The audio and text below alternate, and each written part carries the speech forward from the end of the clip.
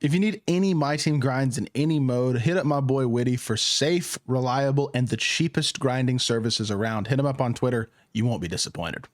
Yo, what is good, YouTube? Welcome back to another JC2K video. In today's video, we're going to be ranking the top 10 best power forwards in NBA 2K25 MyTEAM right now. Before we hop into the video, if you haven't already, make sure you hit that subscribe button. Help me push towards the 40,000 subscriber mark on the channel. I upload every single day, multiple videos a day. Would really appreciate it if y'all do subscribe. And without further ado, let's hop right into it. I gotta say, power forward position really closely contested. I feel like the difference between number 10, number 1 is not massive. I just think there's a lot of cards who are pretty similar at the power forward position. A lot of them have different flaws, do slightly different things, but they're all in practice very similar cards, at least in terms of how good they are. So before we hop into it, if you haven't already, make sure you hit that subscribe button. Help me push towards the 40,000 subscriber mark on the channel. I upload every single day, multiple videos a day. Would really appreciate it if y'all do subscribe. And without further ado, let's hop right into it. So first things first, we'll start with the number 10 spot, and the number 10 spot is Chris Bosh, who again, I think it's a pretty good card. Like this, he's not really particularly flawed in any specific area. I mean,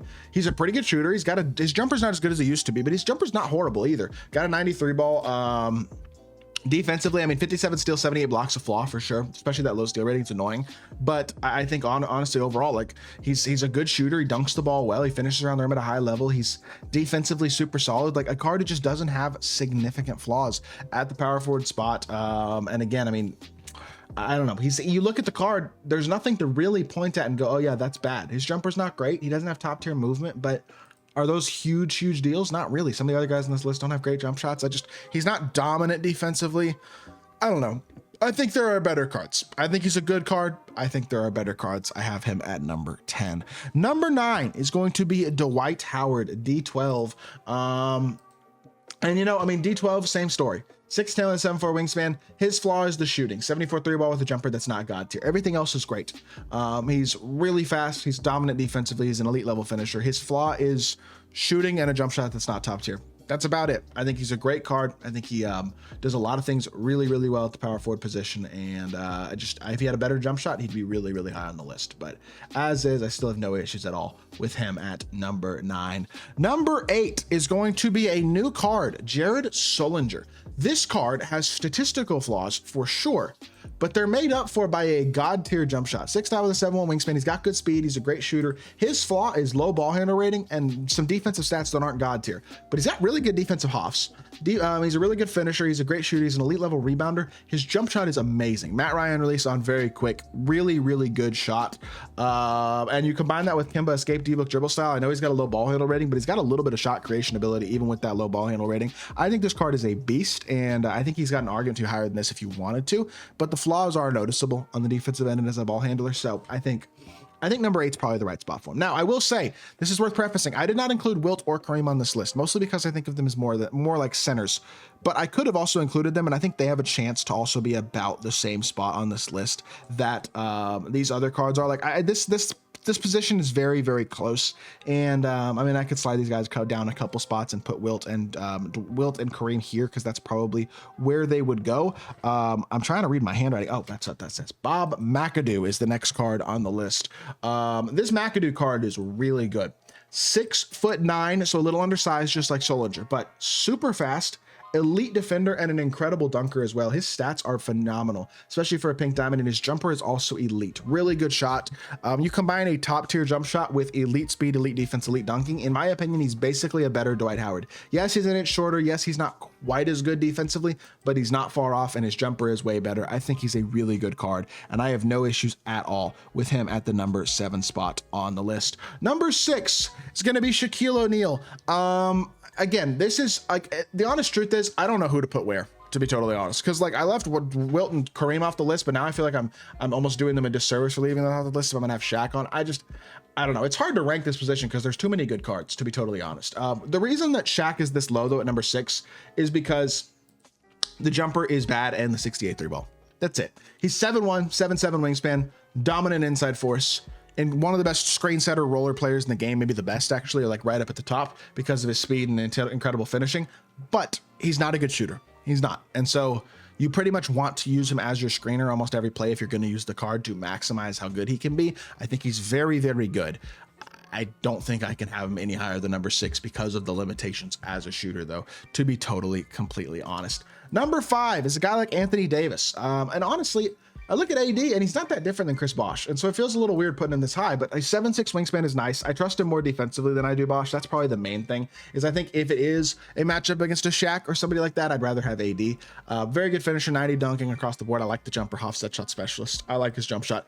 I just think he's basically a better version of Chris Bosh. Is pretty much what I think of Anthony Davis. A jumper that I like more, a little bit better defensively, a little bit more athletic, just overall a slightly better card. And a list this close, to me, that puts him 5 spots higher. I think that is a totally fair placement. Number 4 is going to be Dark Matter Kevin Garnett. The jumper could be a little bit better on him, and that's going to be true about one other card on this list as well, but he's 95 speed, he's 98 interior, 97 block. I mean, he is a dog of a card. Defensively, he's got every single important Hoff, pretty much. 95 standing, 97 driving dunk. He is amazing on the defensive end of the court, and honestly, he just doesn't have any movement. That's the thing. No SIGs at all, and the jumper's not god tier, but the stats and badges are the best of any card on this list, in all honesty, in terms of overall completeness. Really, really good card. If he had a better jumper, he'd be higher than 4. Number 3, Giannis Antetokounmpo.